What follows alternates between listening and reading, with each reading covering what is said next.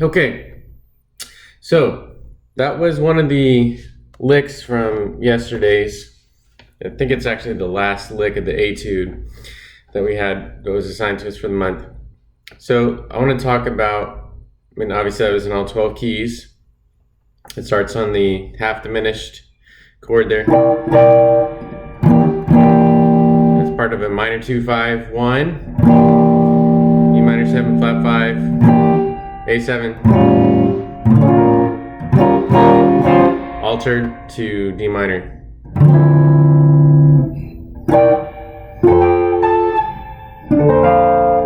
Okay, so I want to talk about why I chose this lick to put it through all 12 keys, what I like about it. I think it's a great lick. So kind of the summary for me is that it's a great example of motivic development, but let me dig into why I think that's the case. What I like specifically about it, because in one sense, hopefully you could say that about most licks. So first of all, notice the repeated rhythmic pattern.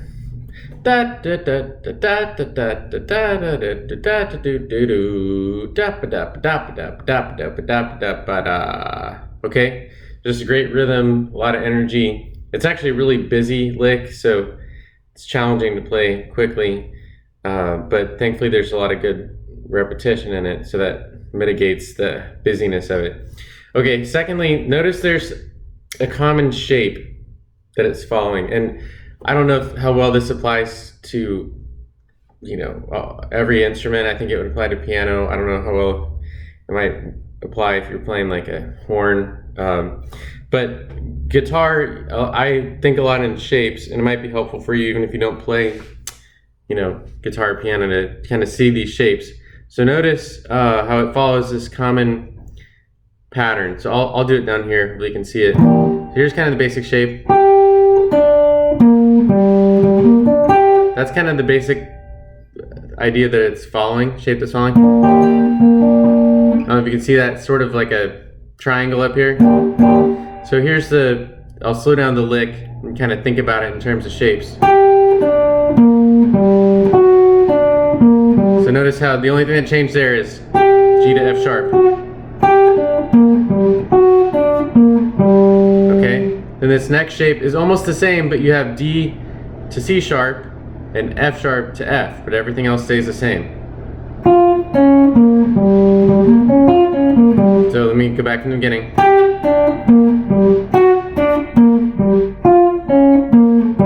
Okay, now look, we still have the same kind of basic shape, but your F's gonna go to E, your C sharp's gonna go to C, and your G is gonna come up to A. So, can you see that? I got too many fingers up here. Kind of starts off like this.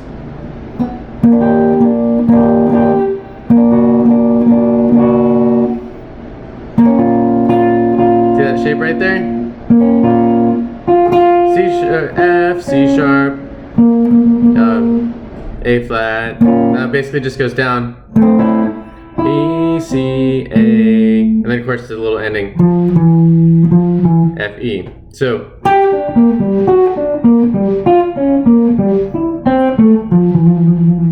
So it's really compacted, and it's using basically the same kind of shapes, just with modifications each time you go through it to either create movement or follow the changes, the harmony.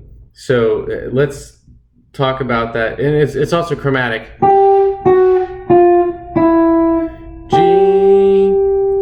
F sharp, F, E. Those are the starting notes each time. And then you also have this chromatic movement right here. D, C sharp, C. You also have it on the last bit, moving up from G to A. Okay, so think about why that works. G is the third of E minor 7 flat 5. This note doesn't necessarily fit into anything. It's sort of just creating movement, but it is interesting. If you listen to much jazz, you'll hear this idea that kind of to me sounds like salsa thing. Let's see.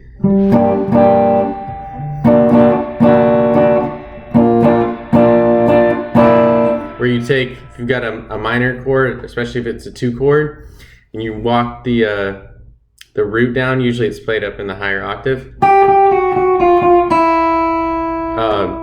And that fits well with any kind of minor 2/5 idea, because it moves you into the, well, how can I explain it? I'm not necessarily sure how to explain it. It's real common.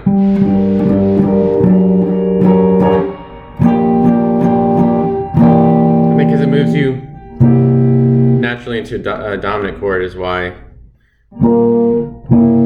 Yeah.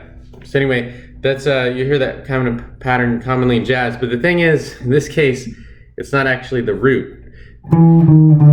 That's not what you're doing. It is the root of E minor 7 flat 5 is E. So that's why I think this lick is actually, you can look at it more in terms of G minor than E minor 7 flat 5. I'll come back to that idea in a second. So anyway, there's sort of this chromatic movement there, and then there's also chromatic movement here. So you have the D, which is the 7 of this first chord, and C sharp, which is the third, of your dominant chord. Then C, which this last lick covers both the A minor, the A7 altered, and the D minor 7 where you're landing. So it's simultaneously, I think the C is sort of functioning one as the flattened third of the A minor, of the A7 altered chord. But then of course it's also just about to resolve to this, which is a chord tone of what you're landing on. So I'm sort of getting into the last thing I like about it.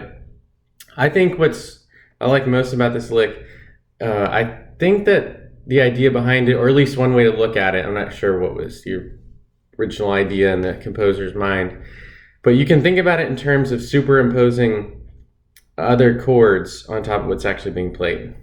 So this is E minor 7 flat 5, but actually I think you can look at it in terms of G minor. All those notes are straight out of the G minor arpeggio. G, D, B flat, G. But you're not playing G minor. You're playing E minor 7 flat 5. And like I said before, the kind of that salsa idea, almost as if this was a G minor 7, C7, 2 5, which it's not, but it's sort of that idea. Da, da, da, bum, bum, bum, bum. That's what you expect out of a G minor 7 flat, a G minor 7 to C7, 2 5. Okay, then you get, so this is just a straight, A7 altered kind of idea. F, which is the sharp 5 of A7, the third, the flat 9, so almost sounding kind of diminished, except you have F instead of E. Okay, then the other chord that I think is being superimposed here is on this last part of the lick. Think about where those notes come from.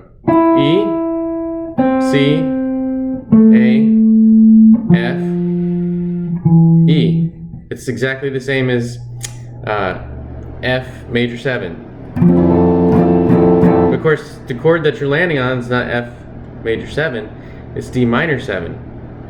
But that's a real common idea in jazz, to superimpose, if you've got your minor chord, to superimpose the relative major and play that arpeggio, that major 7. Wes Montgomery does that all the time. He's one of my favorite guitar players. You have a chord like this, D minor 7.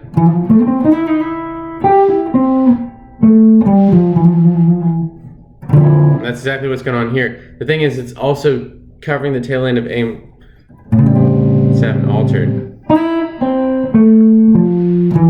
And of course, it ends on the 9, which I think I talked about in the last lick. That's a great place to land in jazz harmony. Not really other types of harmony, but jazz harmony. So anyway, there's a lot going on in this lick. It's playable because of the common shapes and the common rhythm. So kudos to, I think his name's Keelan Dimmicks, or whoever wrote this great lick, and hopefully some of it will come out. And I'm playing. Hopefully that explanation is somewhat helpful if this lick was, I don't know, mystifying to you or interesting. All right, bye.